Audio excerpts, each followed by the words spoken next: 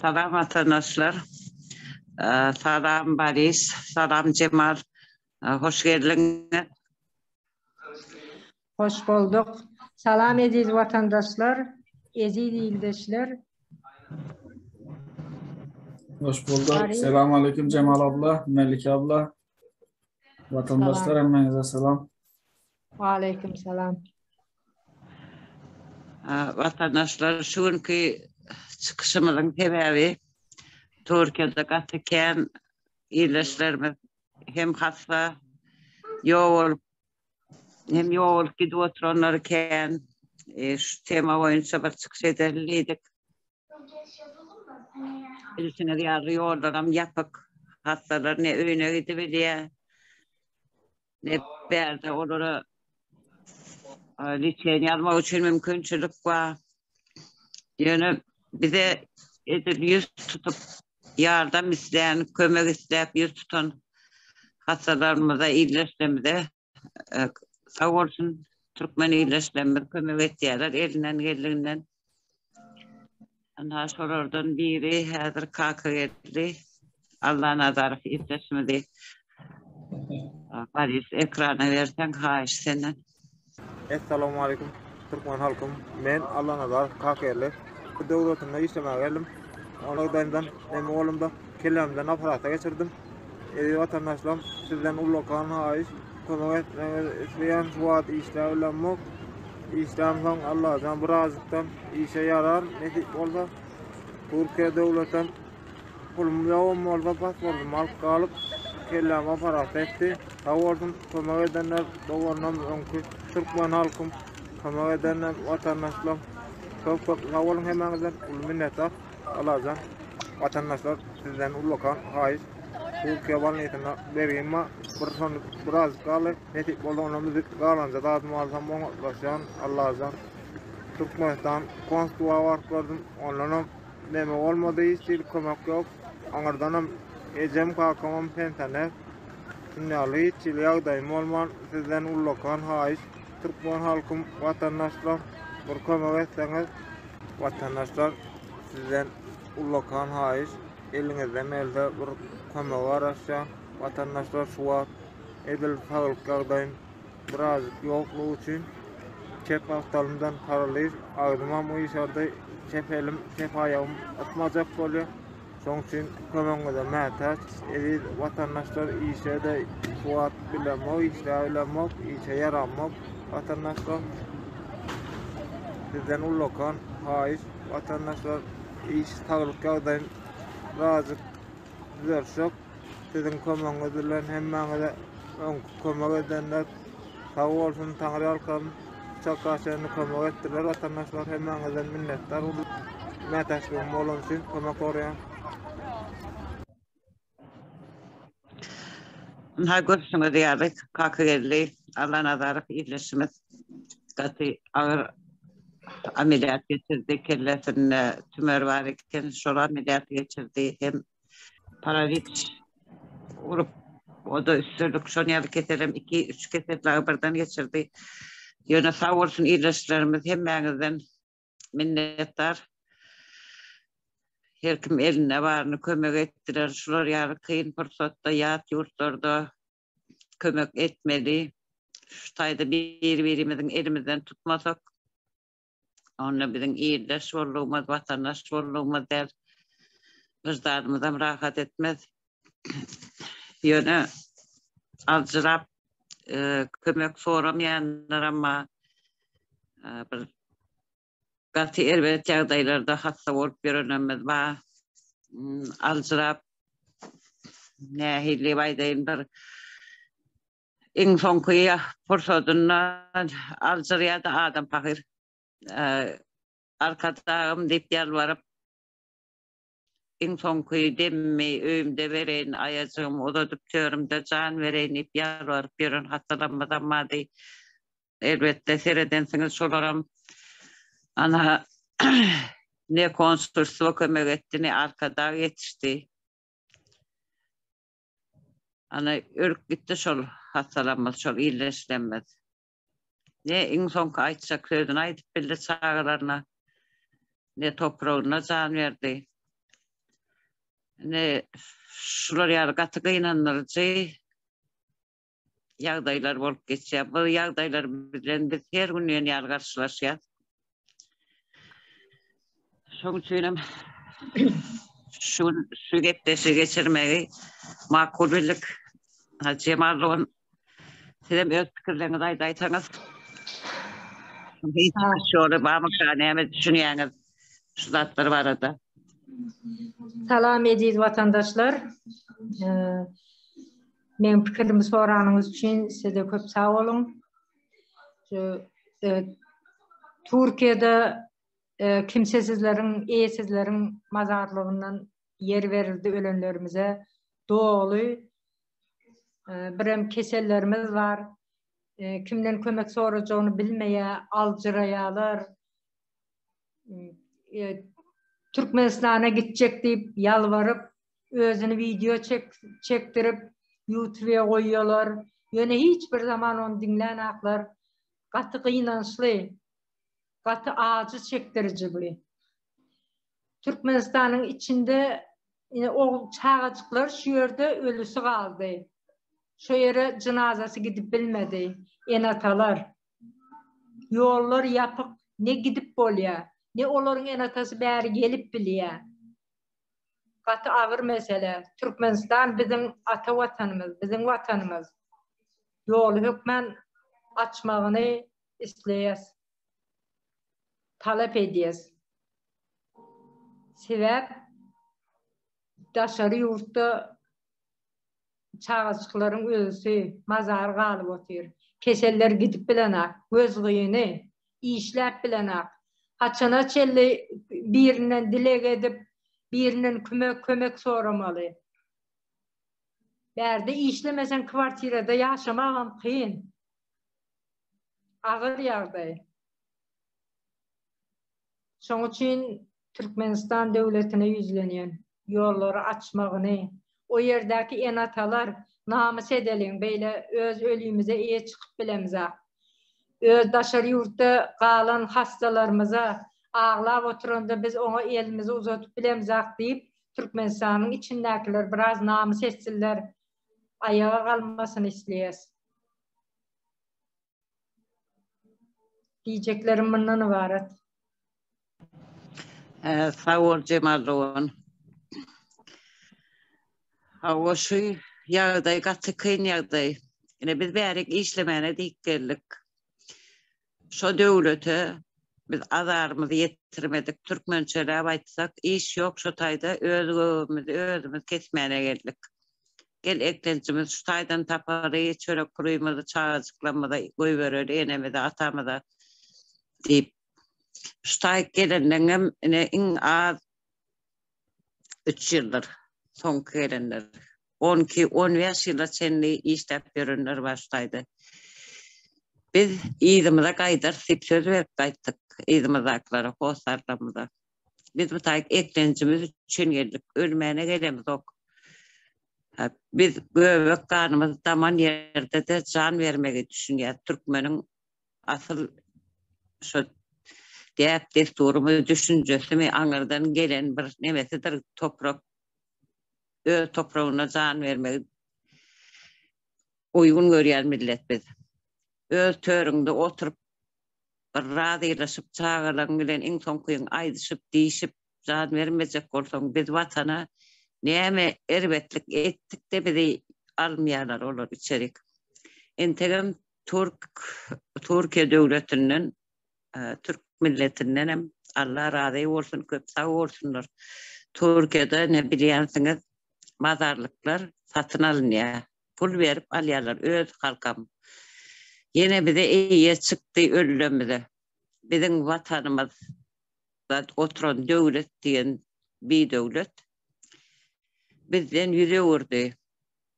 Bizim ölümimizden hem dirimizden hem bizi almaýar. Biz düşünüp durýar, aňyrdaklaryň düşünmegini isleýär. Ine şu Türkmenistan'daki Türkmen iyileştirme seslenýän men. Türk halky yine bize iyiye çıktı, dirimize de iş verdik, gul bolsam yine de işläp ýör. Işläp bilmän kösönüp görünem bizem gatken.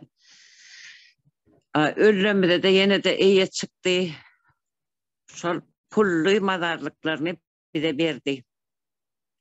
Bu en sonku gelip yeten eteceğimiz Türkmen'in en sonku gelip diren nokodu oluyor şu.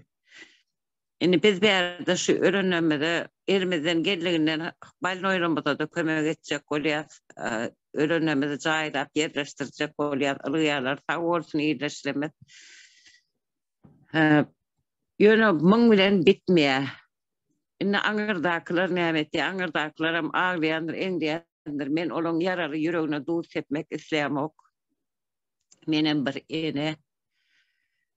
Yönü gata abidna şu bir düşünüp görüň, şoň 3-sini 7-sini märekesini berip yatan ýeri ýaty bolsun, jaý cennetten olsun diýmek bilen iş bitmeýär.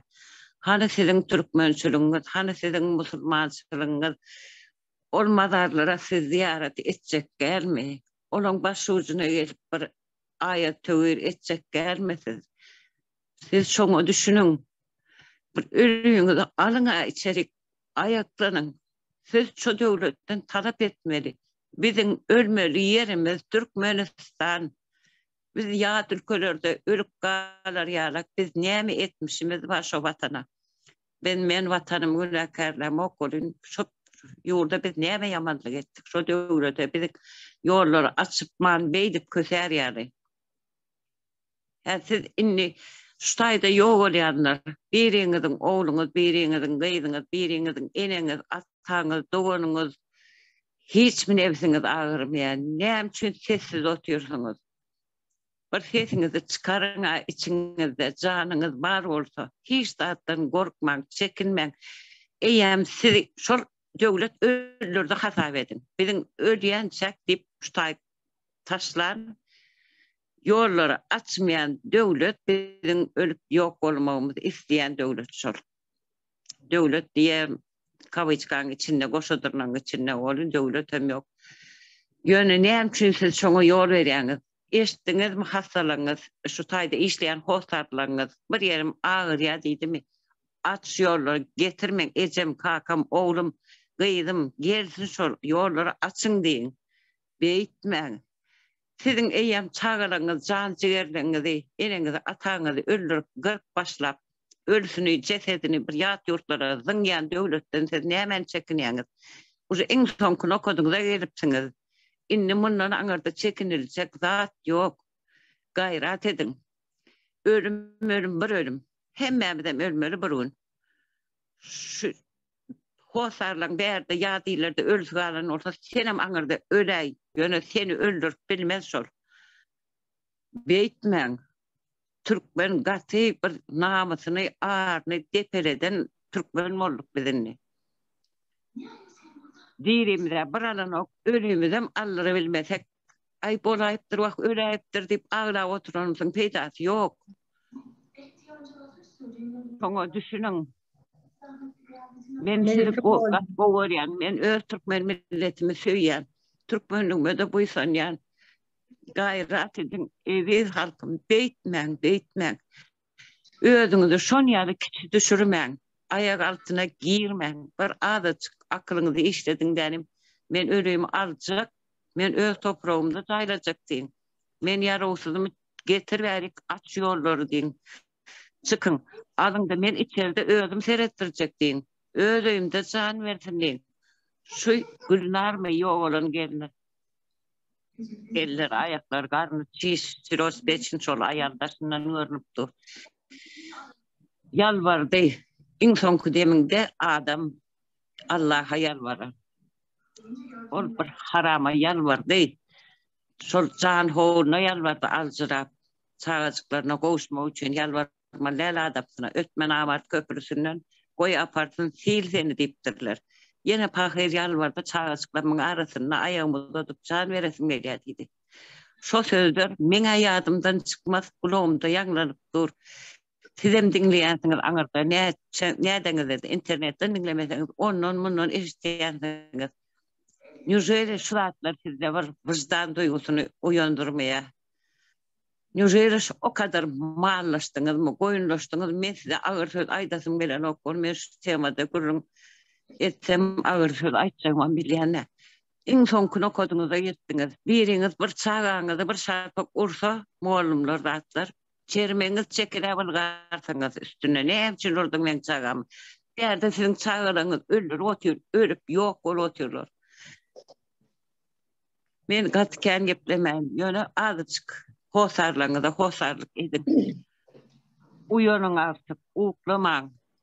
Çümüklen olmasa bir veriniz, uklan ortadan. Koyun bolman, mahallaşmalın, gayret edin. Siz şu taydan Türkmenistan'dan gelip Türkiye'de ziyaret edip bilecek mi? Öllüğünüzü edip bilmersiniz. Sonra yağdayınız var mı? Yok. Neyse öllüğümüz bunlar çıkarlı bir yerde. Bağışlan ağız, tatlarım gitledim. Melike Doğan bir söz alabilir mi? Sen biraz köşeş, kahveci iç, çaycığa iç, köşeş. Tansiyonun yükselmeden çıkmasın. Ben şu diyecek oyunum var. Çağağın için özünü oda ursuğa ur. Yöne, çağağım o yerde Türkiye'de ölsün, bana değmese oluyor deyip, edip cayın burçuna dıkılıp oturmak oluyor.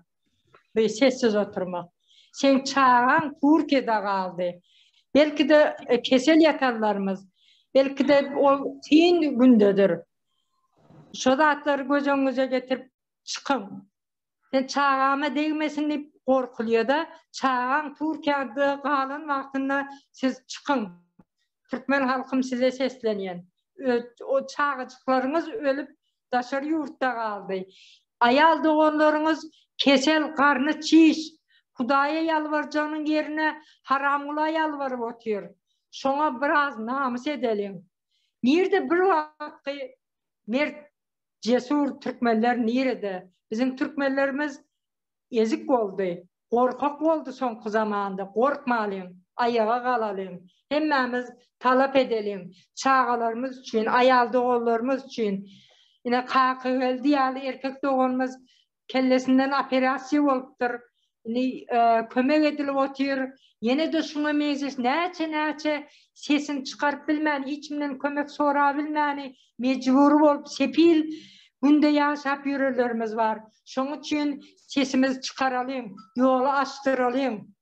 Türkmen halkım oyunun, oyunmalı vakti gelmedi mi? Gelip geçmedi mi? Oyunmağa geç kalmadık mı? Oyun olayım. Sağ ol Cemal'ın. Katı doğru ettin, vakti gelip geçtim. Şu dereceye gelincek sessiz kaldınız. İnni ölümünüz, en son kuyunuz adamın. Sizin yakınlarınızın, eriniz, gelininiz, kıydınız, cüyleriniz, doğunluğunuz tutar işlep görünür, öleyenler. Şolun ölümüne gelen son siz sessiz otursanız olmadığınızdır. Olmadan tafavutunuz yok demektir. Bir koyunun yüpünden sonra öldürmeyerek, kurban kesmeyerek diyen olsa kuzusmeyerek kalyandır. Siz şolursa da yokmuş ama azıcık tafavutlanırın. Sizi anırda bizim değerde öldürüp yok etmek niyeti şu devletin. Yalvarman, korkman da ayaklanın. Öleyen olsa kendimiz öleyeri. Beytmen, sessiz kalman inne şu ölümleri insan koyu ölüme yeten son ne için yolu açmada yol? Kendimiz ayaklarını çıksak ne için açmayan şey? Sizi eline aktamada alıp grip çıkaymadır. Prosta sizin nemenizi bağlıyor. Siz sessiz oturuyorsunuz, size önünüzde gelip ölür küse de sesinizi çıkarmayanız onu siz. O bizim vatanımız, o bir adamın güzel vatan, bizimki halkınki. Şoň üçin halk olup ayaklarının korkman iştattır.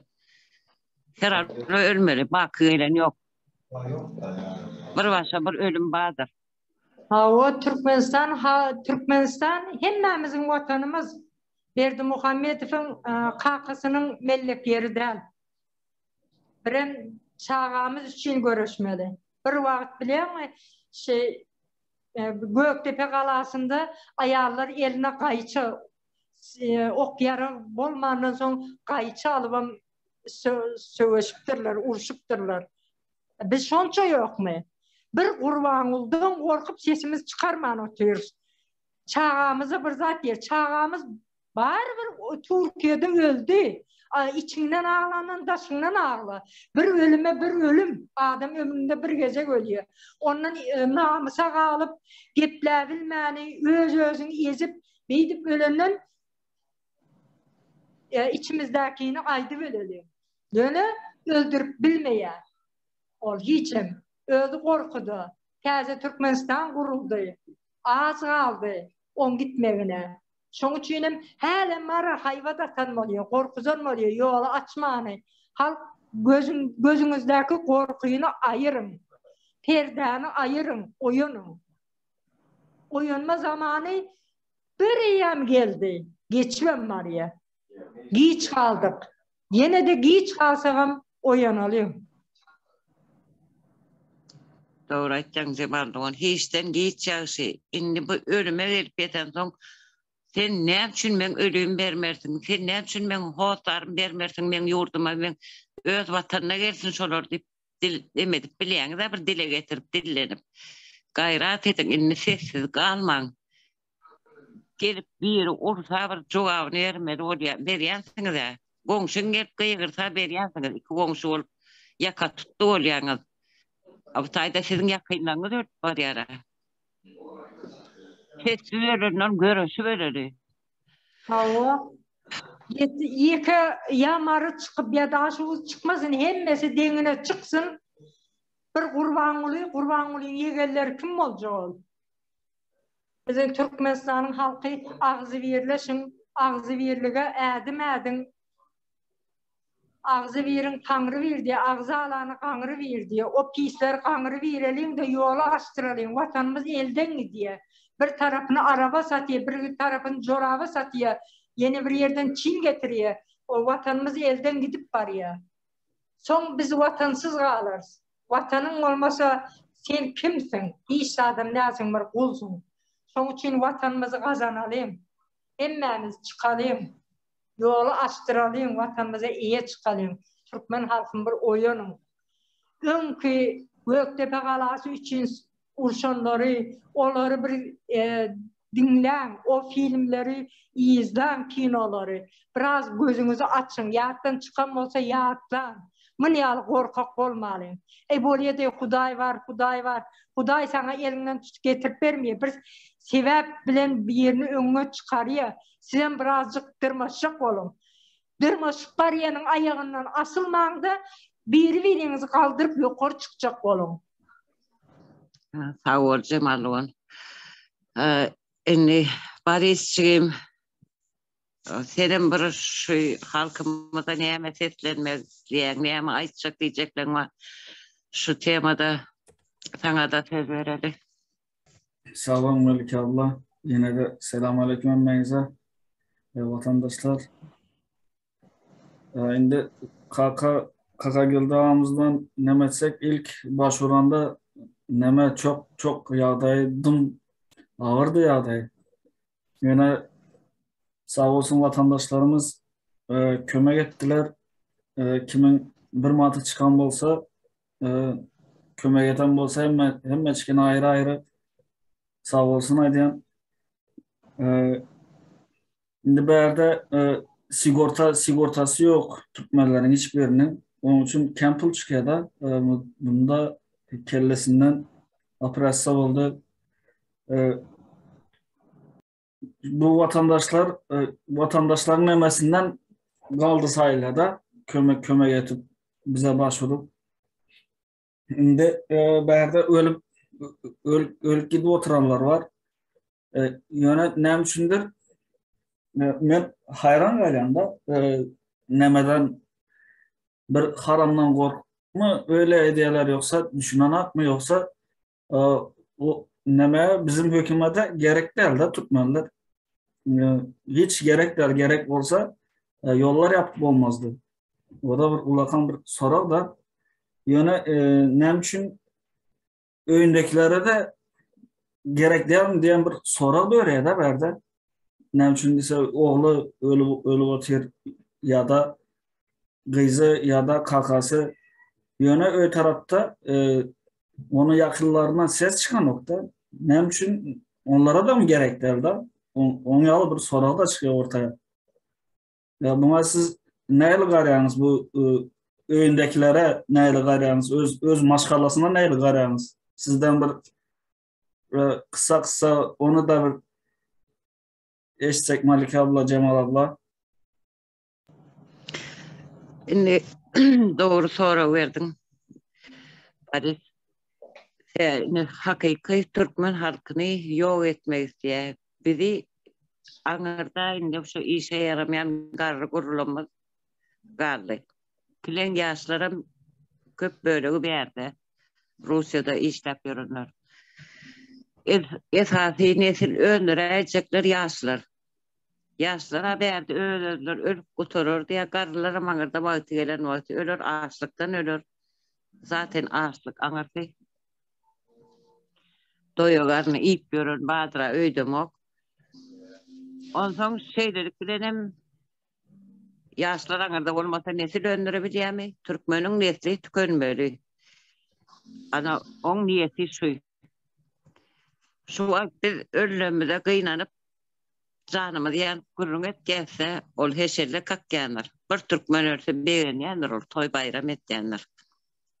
Yani toy bayram edip görenlerim görüyenizden çıktı oklarda.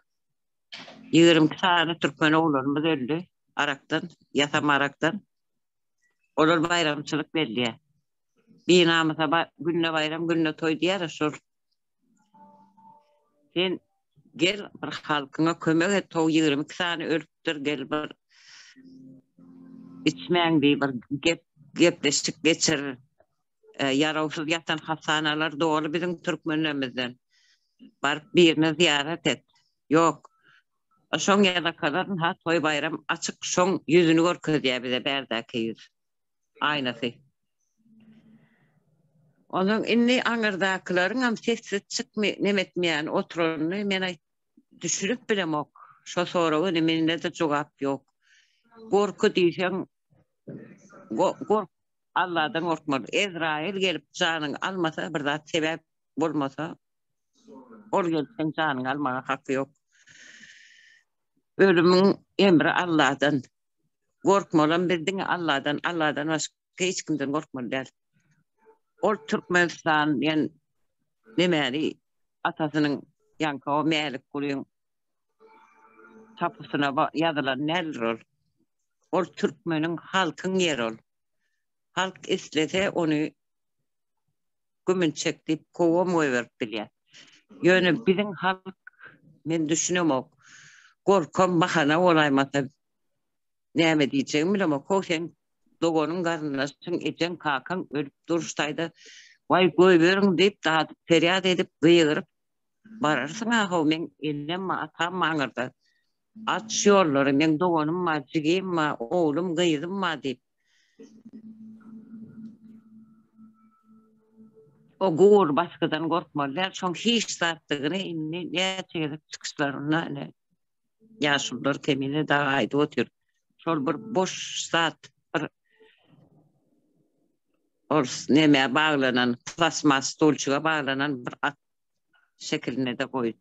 Şu derecede sade diyemem düşünürdüler. Devlet yoksa saydı, hükümet diyen zat yok, halkın ağacı bilen, doku bilen havarı yok. Seni ağaç kıynadılar, sesini çıkarmadın. Seni işsiz koydular, sesini çıkarmadın. Sen eneni atan, hosarlanı, yurttaşını içerik alın ok, sesini çıkaran ok. Şimdi gel hastalarını, ana KKL'li yarak telim hastalarımız var şu an. Bir KKL'li'ni premier edip görközdük. Olur yarı neye çayal var, yatan alayım yani arkadağım yollar aç beni öyme akıt deyip yalvar ölüp giden hastalanmaz kene. Onun şu ölüsüne de ses çıkarmadı kalk. Ne hilem olsa o ölüyün sen canın yanan yerinde çıkararsın sesini. Yat yurtlarda garlı ölülerine neyse bir mezarlık dolu verdi bizim ölümümüzden. Türkmenlerden. Şoňa düşünen oklar mı kany bir ziyarata çykýanlar hatyra güni mazarlygyň üstüne çykýarlar, aýat öwretýärler. Şoňa düşünen ok, biz näde Türkiýe'ye gidip mazarlygy ziyaret edendik. Şol sagat wagty, şoň pullaryny pul goýberenler 4 ýyl, 5 ýyl, 10 ýyl işläp beren oğlanlarymyz, gyzlarymyz şol ýowaranlar. Melike abla, Şolar pul goýberenler. sessiz oturmaya utanan ok mu? Onu yalın emede var. Ana şol vicdany rahat etýäm ki men şonu nice golýana. Şoň puluna iýensiňiz. Ulan soňuz bir zat aly bilmeseňem iýensiň. Açlyk kawa öý alanlar, maşina alanlar diýjek gel alan olsa da alanlar mümkin. Ýöne şo pulu iýensiňiz, şoň azap hakyny. Men puluňa iýdim, agam inim ölseňem Allahdan gör diýip emsem oturýam kalar. Şu adamın jany ayakda ýören adamın şu imany ölmedik bolsa şu taýda vicdan ýen bir zat bolmaly ýürekde bir ýerde. Şo damar şonu bir ýatlamýam ka wagtlarna ölüp gitdi şu taýda biz şoň saýasynda nany ýedik, çörek ýedik, gazyr gaýnatýardyk diýip. Sen oram şo wagtyn gözüňe gorkam görünmez, bilemok meni özüme şonu ýaly düşünýänne. Gorkuýla bilmersiň, ürküýle bilmersiň. Näme bolsa şo bolsun diýip kalkarsyň bir ayaga. Şu vicdany rahatmyka? İyidi puluny soňundan ölen galdy ýa diýilerde. Ýatan ýer ýatur. Ya 3-ü 7-si. Şoň bilen iş bitmeýänlere. Melike Doğan. Şu ol daşary ýurtda okan oglanlarymız var. Geler men ýerimi alar diýip korkunçyna kimse Ömürzakov men YouTube'da gördüm da şol oglany akademi. Onu türme attı, sindirdi. Ona meclis näçe oglanlary türmede olary sindirdi. Süleyman'ı öldürdü, onu hakikat gözümüz bilen gördük, öldürttü. Onu gözümüz bilen gördük. Bu var ya, bular yalak akıllı oğlanları türme atıp yalangacı ursan posununu korkar ediyor. Ya şunun var ya, bir oğlan ne için sen şun türme saldın? Türkmenistan'ın halkının marısı yok, daşuğu yok, levabı yok, aşkıvadı yok. Hemmesi hükmen eline tüpen alıp çıkmak, avtomat alıp çıkmana gerek yok. Eline daş alıp daşlasınlar.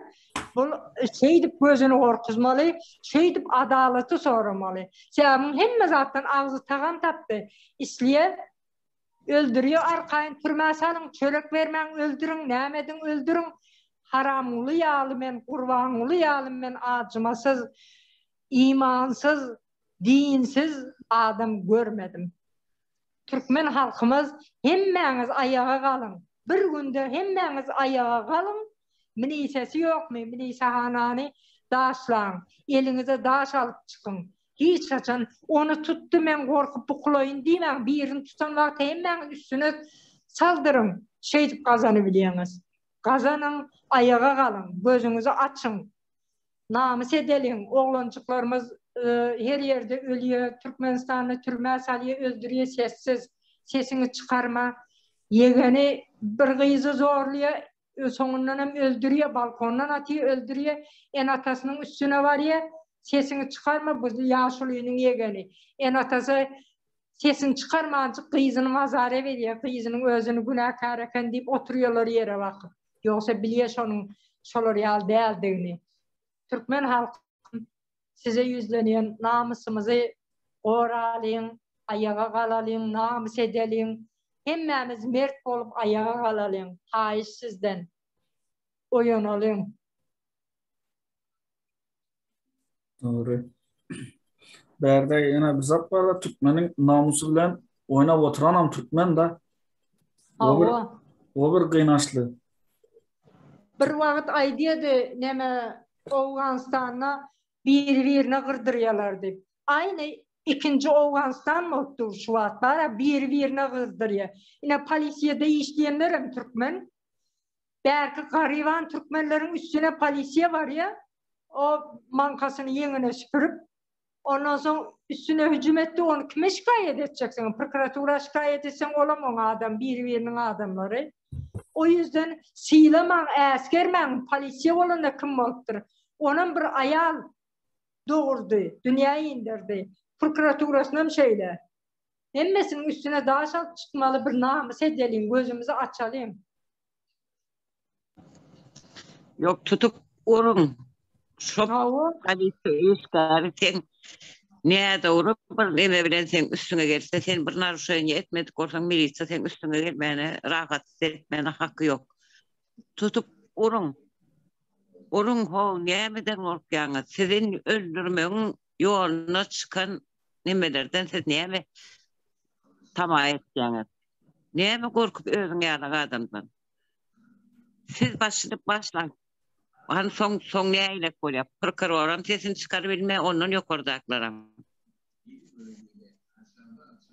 Sizin yolunuzda yanmağın uğruna çıkıp görürler. Siz şunu düşünüyorsunuz yok mu? Siz ölüp giderliyeniz mi? Bitmeyen hoştaydı ölenler serçe değil. Adamlar hoşlarınız sizin iyileşiniz. Yakının olmanına da canın ağır ama sen canın ağır ölenlere. İnsan ölüyere. Ha, şu kurban onu sen çağından yakın mı? Ondan korkmalı da çağın ölsüne kıynanacak değil mi? Daşarı yurtta kaldı. Göz göre cenazesini alıbilen ak.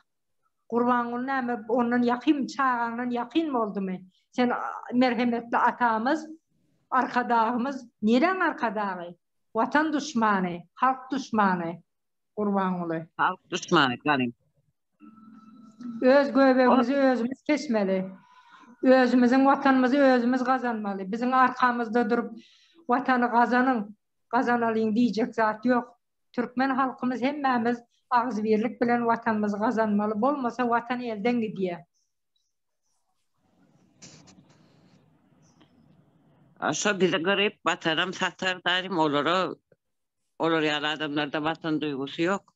Satarın tağım bir katlarına çiğni yerleşi otur arkayın öyle işikli olup öğlenip Türkmen kıyılarına yer verip diyor. O anlar arkayın balıklarını pasırdadıp gezişip diyorlar öyle yar elini kolunu sallap. Biz orada öz vatanımıza girip bilemiz yok. Yat yurtlarda da ölüğümüz kalmalı. Pulumuza ağırdakları iyidirmeli. Şu gürrüğü eşitmem. Eğer ayaklanmasanız hoşarlanız için yeka köpüğüm kaydıp mene koyvermeyen, hiçbirine de koyvermeyen. Şon yarak söz veriyen size. Bizim pulumuzu iyi verip, biz ölemizde de iyimizde vakit öyle ayıptır da deyip oturacak olsanız, onunla olur yarak hoşlar bulunmasın. Sen öz yakının olmasa da yolda biri büdürati kırsa da vakit edip elinden tutup kaldırlayan bir ho insanlık öldü mü adamçılık duygusu sizde yok mu hiç şeydi? Yok olup gidip oturan hoşlarlarınızın tanı hesabı yok. Ya da ölüsünü görmeyiniz son arkayın oturuyorsunuz mu? Yalanlar deyip. Ana biz size eğer bir gözün şolları. Bir neçesini hemmesini değerliyor öyle bir neçesini görködülü yürük sayılar yadak der. Öz vatandaşımız, iyileşimiz, hoşarlarınız vardır seyredin bir.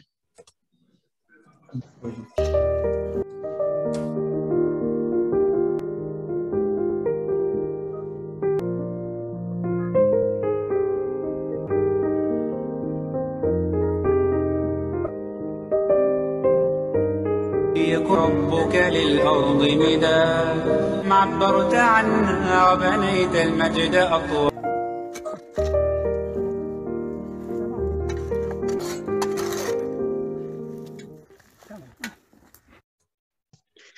Anha vatandaşlar şu yolun iyileşlerimizden 3-4 tanrısını görközdük. Bunun katı gözgüyünü yağdaydı yolunlar ama içkiden yoğuran gatıken sahte içkiden ona etdiyanlar öz Türkmenimiz hem pulnalıya hem canlıya Indi bizim Türkmenler katı öktürüştü. İsrail bilen yerini değiştirdi bular. Pulon ameliyat, can ameliyatlar. Türkmen gutordu, katı oğladı. Hani bir vakti komşusunun gıyızına seredeni izinden kovalap tutup uğran Türkmenler. Ya komşu ovadan gıyız alacak bolsoňam näli namus etjek. Indi bular vapşe oğladı, gutordu. Öz milletin gırlı otur berdi olun aňyrda rahat sesini çıkarman kalk bu ta kenarda oturlar bizim. Ölüm ho ölümden ağır dert barmydyr? Hakikat gaty inandırıcı. Me ana mazara 4 sany mazar gazylgydyr. Häzirim näçe sanaga reanimasiyada oglanlar olaryň mazarlary gazylgydyr. Eýesizler mazarlar doldy. Türkmenistanlılardan. İn inandırıcı. Çağaçıkların ölse, yaş oğlanlar hemmesem içkiden öldüler. O içkini yasayanam Farşi ve Arap Türkmenistanlıyımız. İnandırıcı haber. Görürsünüz vatandaşlar, belki oyunursunuz, belki namus ederiz. Hemmezat elimizden gitti bizim. Korkak olduk. Ezim eziliyiz. Bana değmese oluyor deyip elimizi yüzümüze tutup duran mı olduk? Şimdi böyle olmalı. Önkü kinoları seyredin olmasa, oyunun. Ağzı bir olsak önümüzde duracak hiç tat olmaz. Göktepen galasında neme urş bolanda şonda da näl söwüşipdirler, näl urşupdirler. Bizem edil şu Türkmenleriň nesli. Bizem oýanalyň, namus edeliň, mert bolalyň.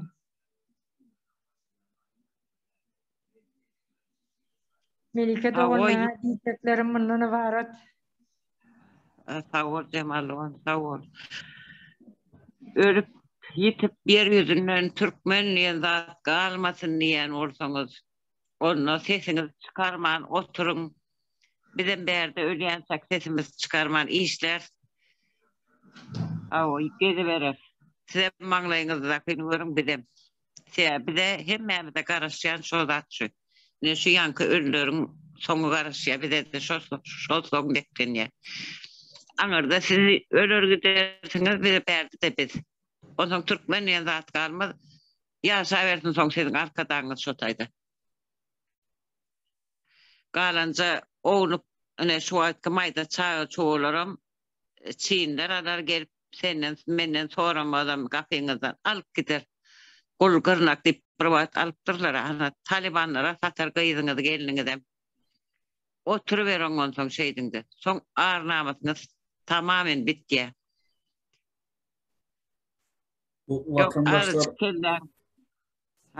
Vatandaşlara analiz et, öğrenmeli de analiz et. Indi men nemeye dolaş geleyim. Koronavirüs çıkan vaktına dolaş geleyim. Koronavirüs çıkanda neyle oldu? Hemme devlet öz adamını toparladı, öz devletine çekti. Yani bir hayatı kalan bolsa da yörükte uçak yollap onu aldılar. Yönetikmezden ne etti? Yolları düğünden yaptı. Halkım hiç sesini de çıkarmadı. Bu çıkaranlar da var da yöne az. Baris doğru bellek geçtin. Neme Erdoğan nerede Hindistan'da olsun, nerede olsun izini aldı. Korona başlan vaktinde samolyot koyuverip aldırdı hemmesini. Bizim Türkmenistan'da Kurbanlı gelmediydi, yol yapıp koydu. O öz milletini, öz halkını, ölüsünü, dirisini hiçbirini almadı, kayta yol yapıp koydu. En utandırıcı. Yine de var ya, Türkmenistan'ın prezidenti oluyor. O sadece o yerde karalttı. O bizim başımızdaki prezident değil o. Ol sadece karatlı bir oturum. Doğru. Böyle bir kaharın gelen yerem var. Halkın pulunu uğurlaya. Ona da üstüne neme kuruyor. Aeroport kuruyor. Onu aeroport kuranlar da ondan da uğurlaya. Aeroport ne için kurdu? Yollar yapık. Teze kuruldu aeroport. 2 yıldır yol yapık. Berde yine bir sorar ki aeroportu ne için kurdun? Ne için yollar yapık? Başka hem yerde keserlik var. Sende de keserlik var. Ne için keser yok deyip çıkıyor. Mesela ken yöne sorayan yok da. Korona yok. Tozlaşları var. Talep eden yok. Talep etmedikçe de o üstüne min yavrum. Bulardan gördüm. Bir şarkı kurdum ses çıkan ok. 2 şarkı kurdum ses çıkan ok. Dettim ses çıkan ok. Bular ölür tamam sesini çıkarmaya diye. Niye bizi koynamayın deyip koynadık gitti. Halkam koyun ve olmalım kam deyip sağa sola aylanıp diyorlar. Şu öz ekmeğin taptalar kayır ol. Birazcık koyunun tapavuz yeriniz vardır ha. Gitti biliyorsunuz ağacıktım diyensiniz. Tuğsa tuğçayansınız. Demek siz adam insan 2 ayağınızda yürüyen olsunuz. Kederinizden aklınızı almadık olsa bir canlının hov toparların özünüze gelin. Değişmem. Hiç daha da korku yarı zat yok şu tayda. Korku yarı yok zaten korkup göremem. Öz hayalınızda onu çişirip göremem olur. Boş yer olur.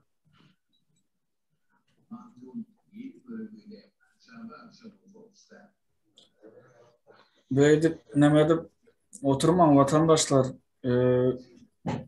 gelin nemedin sesinizi verin, ölünüzü silan. Yani biz silamam, ölünüzü silan, özünüzü sevmeyenizi sila, hormat koyun özünüze. O öz dostoyinstwanyňyzy bir silan. Sen hoçalyňdaky bir kime bolsa oğlum gyýdyň enen ataň tapawdy ýok. 70 ýaşly bolsa ölse şoňa gyýnan ýansaňa da sen bol ýa diýlerde öl gitti. Şoň sen mazarynam görmeýäňini kıyametde Allah nesip etse duşursa duşurur. Şo wagtam ýakaňyzdan tutar. Tutar men pikirimçe şol. Näme üçin meni sahip çıkmadyň diýer, şol öldür. Ben şu bir din taraftan ama azıcık düşünürüm. Doğru. O yöneme hareketini verip ağladım bilen bitmeye. Bu da atlan soňamadyr. Şu yurduna sahip çıkmazlygam şu din taraftan hem günädir. Sen watanyňy, topragyny goraýmaly. Sen bir garşy ýeriňe goňşuň süýşüp, zaboruny süýşüp alda gorda janyňyz çykar. Senin duruşuna batar gidip var ya. Sizin kıyırınızı, doğrunuzdaki gelinizi alıp giderler şu o nemeler. Artık Talibanlar, Çinler alıpamıyor ana. Türkmen kıyızları Çinlere var piyasap görür. Bundan anırda namus hakta görürün kardı mı hi? Hiç olmaz hostarlarınıza var arka durun. Açıyorlar men gelsin hostarlar, men bana yaraman yatir. Ben bile mokkat tutuyunu deyik. 100 yerde aeroport, Kerki'de, Çerco'da 2 yerde, Askabat'ta, yine bilmem ne, 3 yerde de var. Onca nemede var, Balkan'da var. Şoları ne için oraya yankı barisin, aydı şiarı. Pul oğurlap cüzüne sarıya, 1000 manatlık çıktı cette, 10.000 çıkardım diye, oraya cüzüne, siz orta ağzınıza çıkıyorsunuz. Ana ho, aeroport grupsun. Hani uçaklar ne için uçan ok? Ne için bizim hostarlarımız gelen ok? Ne için diýeniz ok? Soralar bilen yüz tutanız ok. Ol turist baran ok, ol memlekede. Öz vatandaşları giyirip çıkan ok. Uçak ne için gerek? Sizin haramdağınız, arkadağınız uçmak için gerek mi? Sizler yerine. Şolatlara bir azıcık kelleňizde aylan. Beytmen bu kadarım kör bolmaň. Haram ol etçegini eder, devleti satar. Sonra ol vatan sevgisi bir yere gitse vatanı göresi gelmek. Yine şu yurttaşına Niyazov'tan bizar olup bara gidenler var ya, yurdu terk edip çık gidenler vatana gelecek olup Türkmenistan'ı kazanacak olup taze Türkmenistan'ı kuracak olup ne hiller halkı oyaracak olup ne edip zahmet ediyor. Yani kurban oldu diyen adama o Dubai oldu, ona Amerika oldu, tapağı diyor. Her pılını pırtını toplar, Samalya'da koyar, çağalarını, yegerlerini alıp kaçar da gider. Türkmenistan'ın Çin Talibanların eline geçer. Ondan sonra depenize prostini polun demedip bırak gezersiniz. Şu derece öğrenişe katılmaz. Ne dersiniz? o. Yine o Biz Amar'da güldürüp beğende gülüyor. o hastanın ayarlarını vur, Türkmen ayarları dışarı çıkıp bilmeye, yüzü gözü bir ölgü. Ya onun yüzünün ne merezi var mı bırak gezer ya? Ol adam değil mi? Erkek adam da ayal adam değil mi? Şu derece yetirer sonra kimden sonra menzap var ya hazır ikinci Afganistan, Türkmenistan'ın içi. Sonra hakiki Afganistan mı oluyor? Sonra Afganistan'ın hemen uçuyor. Yok öyle ama şimdi yok olup gitti. Türkmenliğin zat kalmaz. Buyurun.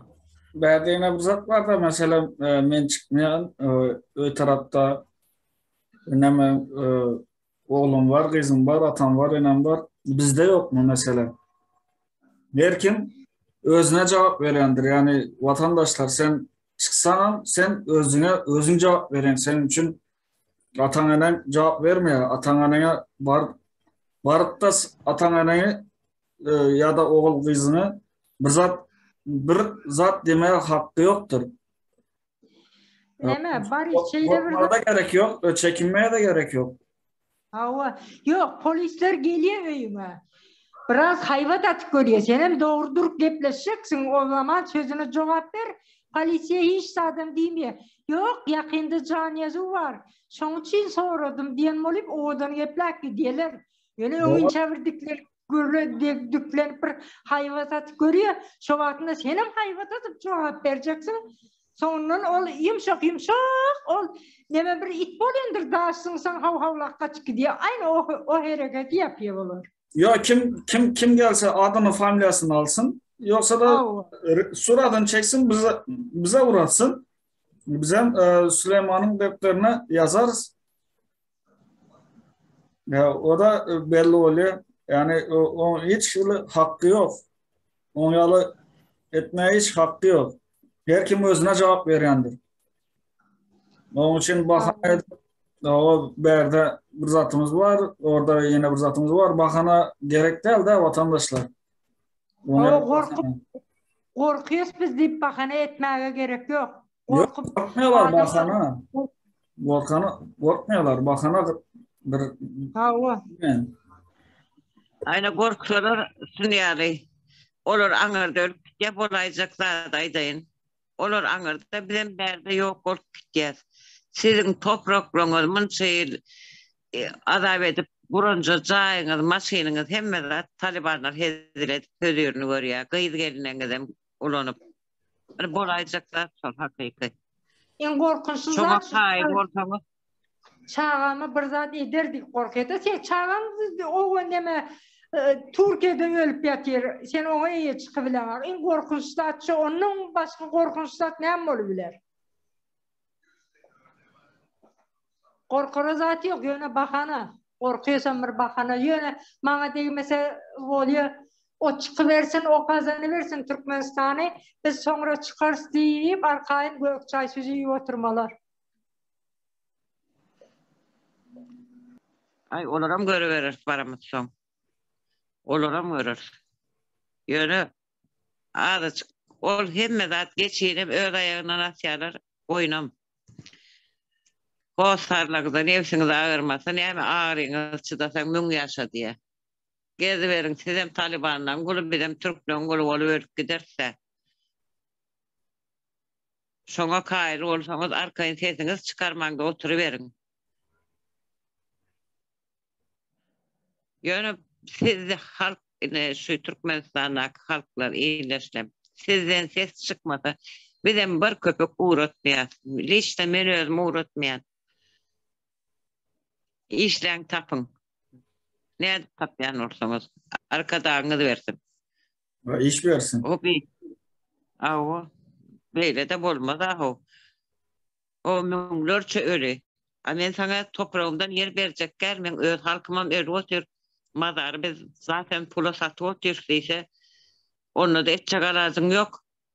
Yine Türk devleti sağ olsun ölümüze iyiye çık otur. O sizin ölümüze bir Türk milleti sahip çıkıp dibe de otur. Saylar, yer ver otur. Şu zatlan ölüm bir namus sıra. Bir garlı, ikisi garlı, bunlar arkayınlaştı. Ay şu tayda caylayalar deyip arkayın oturuveriyorlar ötken. Men yekece ene ata ya bir hosardı göremok da bir vatandaşımızın men şu tayda balnoyum ma goýberin diýeni ya bir ölüpdir men ölüme sahip çıkacak cenazasyna men alyp gitjek Türkmenistana diýip seslenende biriniň eşdemokdaýna şunça çıkışlar zatlar ba kän zatlar görýär bolun emin şu wapros boýunça şikayet edip aydan hiç bir ses eşdemok. O gayta berdäkiler hem ha ordan arkadağım deyip iki tane linkler gittiler. Ha bir de hiç tatlıya konsolosluğuna kömek edip dur. Tabii ki olur yalak olsan. Olur yol açık. Yani biz ölsün ölür. Şu Türkmenin aydan gepi var. Türkmençilik kalmadı. Ne kutordu Türkmenler. Ötmen Amart Köprüsü'nden koy aparsın fiil seni diye.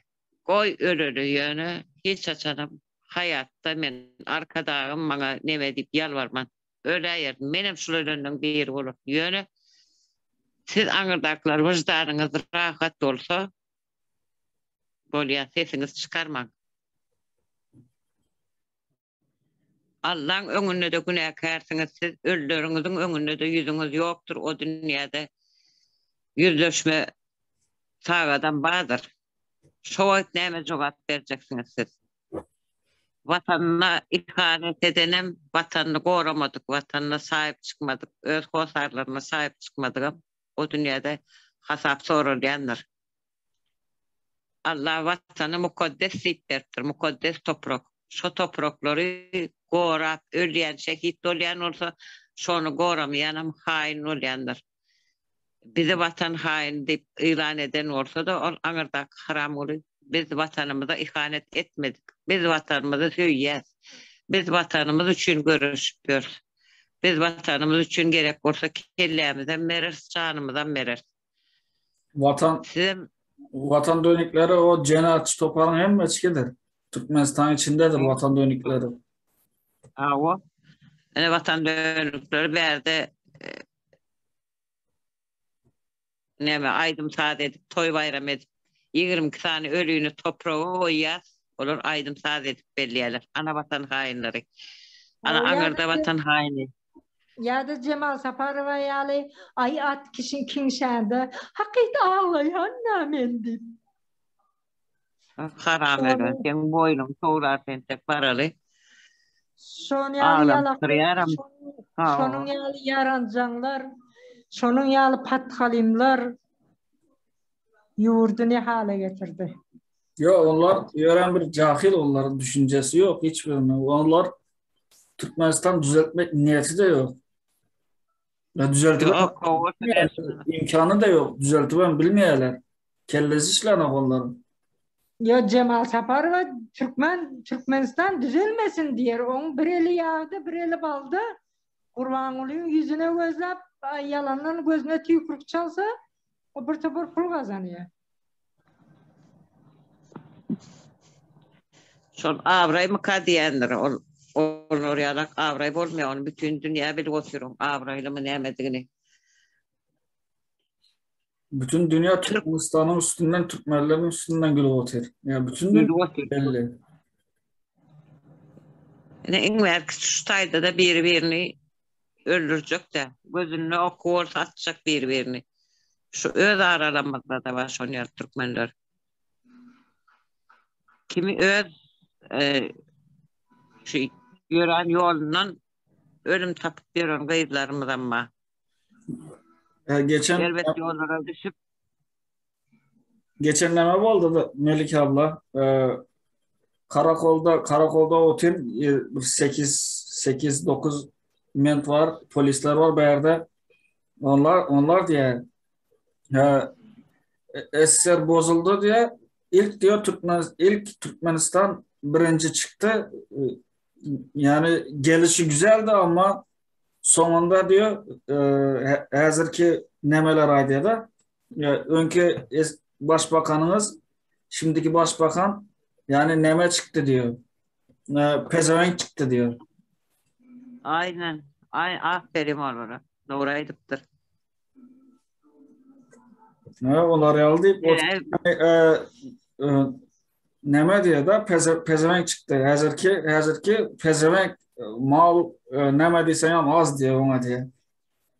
O öz ayağını izlerini korap bilen ağa hazır ki hiç namus eden ağa. Dine yoldan geçirmeli deyip aeroportu yapıp koyun oluyor. 4.000-5.000 dolar verip geçip oturuyorlar. Tamam geçsin yani dışarı yurtta kalın, kesel olan ayağını izlerini halkına bir iyi çıkıp bilen ağa ol. O zaman pezevek olur da. Sen namusu yok. Onu dine Türkmenistan'ın gazının pulunu oğurlu. O yere kaçır, Dubai'ye kaçır, deyip oğurluk etse olanı, oğru, men ona var ya diymeye söz tapıp bilemek ona. Şunun yani insan ki namusu yok, ağrı yok, vatan sevgisi yok. Hiç yok. Kurbanlı ölüptür yani onun ağırlayıcısı da yok. Bak ona ağlayacak bir ölübilse ol ya. Katı o ağlayacak men. Yok ölmesin o. Diğeri dursun. Ol diğeri dursun. Onun hasap soramalı bu zaten. Süleyman'dan başlamalı hemme defter kapansa da 10 günesi kapanmıyor. 10 günesi devam et ya. Yani halk Türkmenler, vatandaşlar şu sessiz kalmanız sizden hem hasap sorulmalı diye. Ne için sessiz oturuyan olsanız sebebini yeke düşünürürsünüz. Aydırsınız. Menne vicdaniyet zat yoktu. Menne merhamet yoktu. Men şoları pul için koyverdim postarlamayı. Öllü anırda karlı beğendim diyecek misiniz? Neymiş cevap vereceksiniz? Sizden hem sorulur. Bir zulüm kârı sessiz kalmak diye zulüm etmek gülen dendir diye günesi. Ol yokurdaka zulüm ettiği halka size ona sessiz kalıyorsunuz. Ölüp barayanlar hem sizin yakınlarınız. Eğeriniz belki gelininiz, eneniz, atanız, doğunluğunuz şutayda ölüp gidiyor oturuyor. Kim sebepli ol? Vakı keser olayıptır da öyleyiptir değil. Şol kesellediği öğüne gidecektir şu bennelere. Tehel kesellediği öz yağdayını bilyeler öğüne gidecektir. Çağacıklarının arasında var. Siz bilen en son sözünü aydışıp, radıylaşıp, helalleşip, ölmektir niyetleri olun. Şoları içerik almadıklardan sonra siz. Vakı acele yetiptir, ölüptür demem. 10 yaramır saf olmam. Acele yetiptir, ölüptür değil. Acele iteklediler bizi. O sürüyünü ne ettiler? Bizi ganyayet edip tutak getirdiler. Sürü bölünün sonum kurt kapması katı ansat oluyor. Siz bir kurda da denemeyin. Bir şagalın ağzına kaldık. Türkmenler. Bir azıcık şolarda düşünün. Gayret edin. Bir ata babanızdan kalan, kanından bir damla, 2 damla kalan olsa damarınızda akyan olsa adayım Türkmenlerden. Böyle olmam. Yani ondan vertiyorum olun. Hem hakkınızı otur vatandaşlar. Hukukunuz Hiç zatınız yok elinizde. Ne ölünüze cevap veriyor, ne de dirinize cevap veriyor. Hiçbir zatınıza cevap veren ama sizin hakkınızdır onu talep etmek, sizin hakkınızdır. Berde sen yanlış ettin, uzat ettin diyen zat yok. Sizin hakkınız. Hakkınızı talep edin. Ama devlet yok, hükümet yok. Prosta yine şu hükümet dip ödünüz sayyanız şunu. Şu Onlar prezident dip. O zaten ödünü seçti koydu. Men gelen bir ödü, men sizin eneniz atanızdır, neyse bana en ata demezler ha. Tanara en atasını. Şolam ödünü seçti prezident menni. Halkın haysı bir probleminiz çözdü. Haysı probleminizi size kömek etti. Korona vaktinde bütün dünya korona ilaçlarını, tedavisini bedava verdiler Türkiye'de de. Bizim Türkmenistan'da pul bilen almalı, pul yettene allı, pul yoğum öldü. Hani size halka eden kömeği. O dermanlar ama kimlerin göğsüne derman satyanlar. Korona bereketli oldu deyip. Haram zıkkım olsun inşallah olur. Ya iş tapıp verdi mi size? Kösönmengine işten tutayda da hani 5 manatınızı bereyin neydi mi? İşiniz yok, kârınız yok, elinizde 5 manat nanınız yok. Şu tayık gelenler uğradı otur 5 manat size. Olurum öldü, indi size 5 manat kim veriyor? Abi barın gidin alın arkalarınızdan. Melike abla, Barın gidin de sondan alın. onu da memlekete berden iyi veriyorlar, onu da kakıp alıyorlar hükümetten. Alyalar o. Yani şuna düşünen oklarda. O, düşünün o. Onu da elinden kakıp alıyor. Alın yerler öyle şu eline 5 manat berden geliyor. Ha o şu badip. O. Ne için Türkmenistan'da mesela diyelim 2 kurs var. Ya sizin halkın pulunu yemek için iki kurs var. Yani sizin pulunuzu yemek için 2 kurs var. Onda oturup oylanın ne için 2 kurs var. Ne için Türkmenistan'da valetçik var. Ne için banktan pul yiver, blanaktan elden yivergen. Onlarda oturup oylanın. Yani siz korkmayın, siz çekinmeyin. Anarka cenayetçi topar sizden korkup sizden çekinmeli. Korkuyaram, çekiniyorlar. Yani Zaten korkuyorum. Korktuğunu ben bilen, siz bileniz. Yani ken adam bilen ak, korkuyor. Korkanını ken adam bilen ak da onu analiz et öğrenmeli. Vatanını görmeli. Nemeler böyle, berde nemeler gidip dur. Onları analiz etmeli de. Onlarda analiz edin vatandaşlar. Nemetmeyin. Şu dinleyen ile Sapparaga, Halmuradaga, şolaram pensiyada ayağını da duyup yatıp biliyorlar. Aynı Türkiye'de ölenler var. Bizden bir Şveçya'da ve yurttaşının ölenler bir keniktemin o halkta hosarım yok, yakınım yok deyip biliyorlar.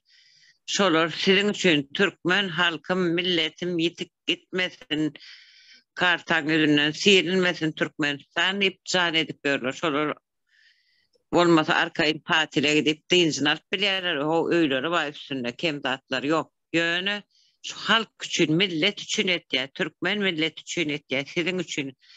Şu bizim neslimiz devam etsin deyip. Olmasa ne ama 2 doktor kadar mı siz? O zaman şuları dinleyin, takip edin. Başka hiç tat gerek gel. Öyle yaşayışını değil.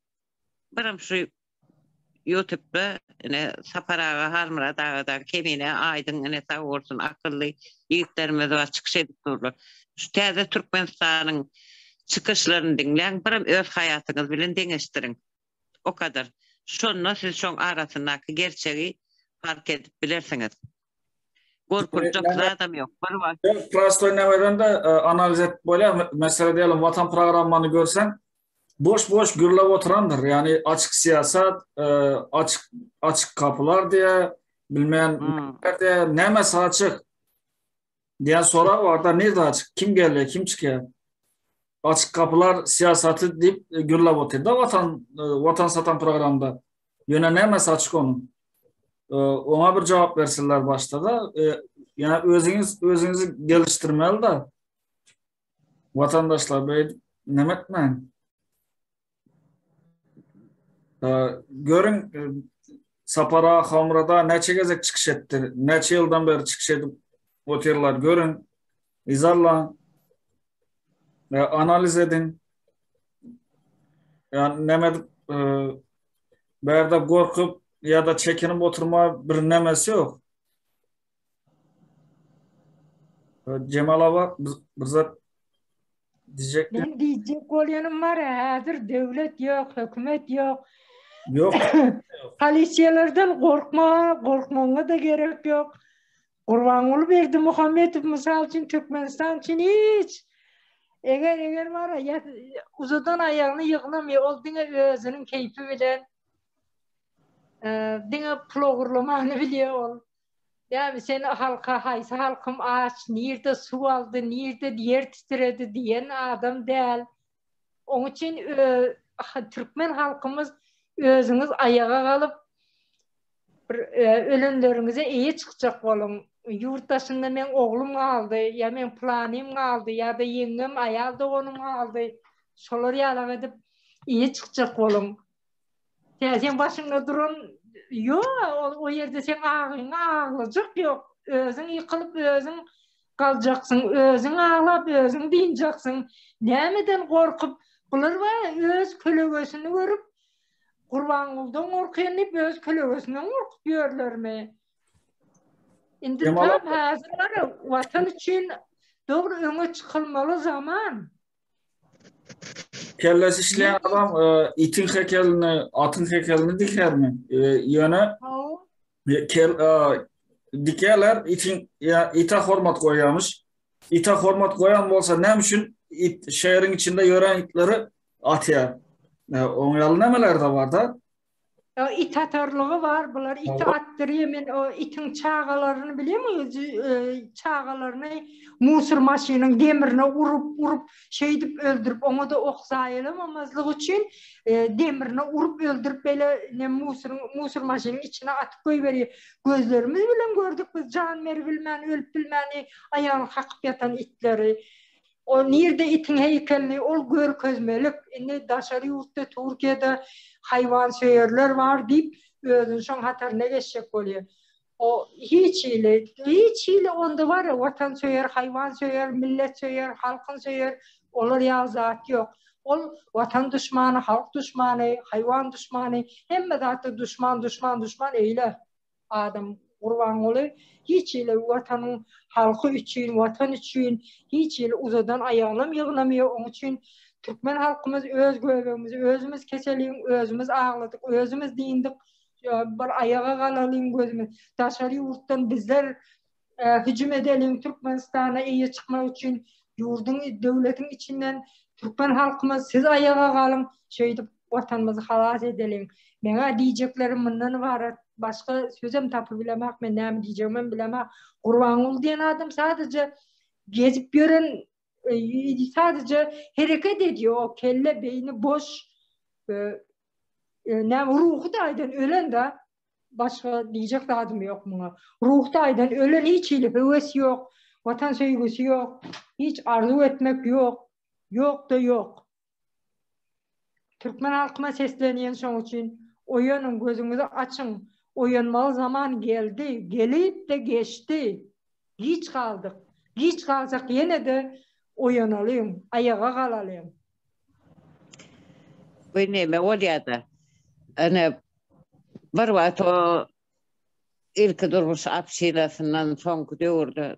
Adamlar Huday olmalı deyip bir adın şeklini yaratıp sonra tapıptırırlar çokunup. Yani bizim milletimizin kim şu oluyor? Şunu prezidentlik koyupturlar, şol kömek etse etmese sonra tapmalı.